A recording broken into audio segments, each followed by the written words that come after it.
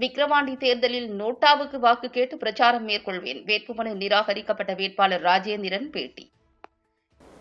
என்னுடைய பெயர் ராஜேந்திரன், அரசு போக்குவரத்து ஓய்வு பெற்றவன்.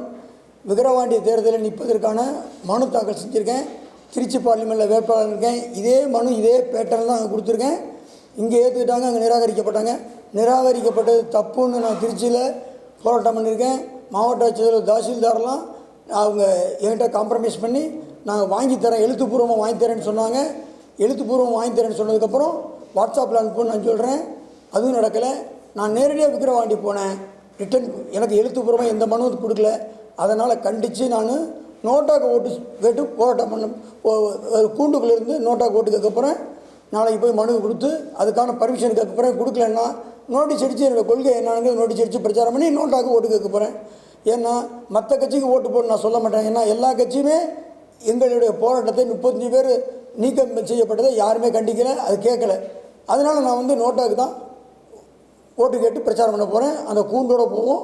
அந்த கூண்டை ஏற்றுக்க மாட்டேன்னு சொன்னாங்கன்னா அதுக்கப்புறம் அரசாங்கம் என்ன சொல்லுதோ அந்த வழிமுறைப்படி என்னுடைய கொள்கையை தான் சொல்லுவேன். அவங்க சொல்கிறத நான் செய்ய மாட்டேன்.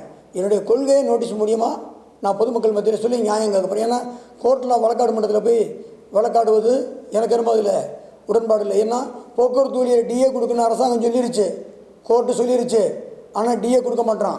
ஒரு நபர் 1 லட்சம் ரூபா கடன் வாங்கின நபர் கொடுக்கலன்னா அவனை கோர்ட்டில் போடுறான், ஜெயிலில் போடுறான். அரசாங்கம் கொடுக்க வேண்டிய காசுக்கு லேட்டாக்குறாங்க, தரமாட்டுறாங்க. நீதிபதி என்ன சொல்கிறாரு, கொடுக்குறப்ப வாங்கிக்க, தவணை முறையில் வாங்கிக்கங்கிறாரு. ஒரு செக் மோசடி கேஸ் 1 கோடி ரூபா போட்டால் கொடுக்குறத வாங்கிக்கன்னு கோர்ட்டு சொல்லுமா? பாதிக்கப்பட்டவங்களுக்கு உடனே பணம் கொடுக்குறாங்கல்ல, உடனே ஜெயிலில் கொடுக்குறாங்கல்ல. அது மாதிரி போக்குவரத்து எம்டிஏ ஜிஏவி ஏன் ஜெயிலில் போடக்கூடாது? எங்களுடைய பணத்தை பிடிச்சி வச்சுக்கிட்டு பணம் கொடுக்கலன்னா ஏன் அவங்க மேலே வழக்கு தொடுத்து ஜெயிலுக்கு போடக்கூடாது? இதெல்லாம் விக்கிரவாண்டி தேர்தலில் நான் பிரச்சாரம் பண்ணுவேன். எனக்கு எடுக்கப்பட்ட ஆளுங்கட்சியினுடைய தலையீடு கண்டிப்பாக இருக்குது. என்னுடைய மனு நிராகரிக்கப்பட்டதுக்கு என்ன காரணம்னா, நான் 3500 ஓட்டு சாதாரணமாக வாங்கிட்டேன். இங்கே பார்லிமெண்ட்டில் 10 பைசா செலவெல்லாம் வாங்கியிருக்கேன். அப்போ இந்த பொதுமக்கள் மத்தியிலையும் போக்குவரத்து ஊழியர் மத்தியிலையும் எனக்குன்னு ஒரு மரியாதை இருக்குது. நான் நியாயமாக போராடுவேங்கிறது போக்குவரத்து ஊழியர் தெரியும். அது 1000 ஓட்டு இருந்தால் கூட அவர் 500 ஓட்டில் தோக்குறாரு, அது என்னெல்லாம் நடந்துடக்கூடாது. அப்படி என்ன மாதிரி 35 பேர் நிற்கிறாங்க. 35 பேருமே பொறுக்கி எடுத்து நிற்கிறாங்க. ஒரு ஆளுக்கு 1000 ஓட்டு, நான் 35 பேருக்கு 30,000 ஓட்டு, இது நம்மளை பாதிக்கும். அப்படி 35 பேருமே செல்வாக்கானவங்க தான், எனக்கு தெரியும், மக்கள் செல்வாக்கானவங்க. அந்த சாராயம் குடிச்சு செத்து போன ஒரு புள்ளையோட அம்மா நிராகரிக்கிறாங்க.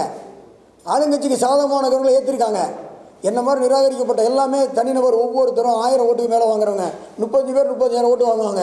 ஒருவேளை 1000 ஓட்டில் தோத்துட்டா அந்த பயம் ஆளுங்கட்சிக்கு வந்துருச்சு.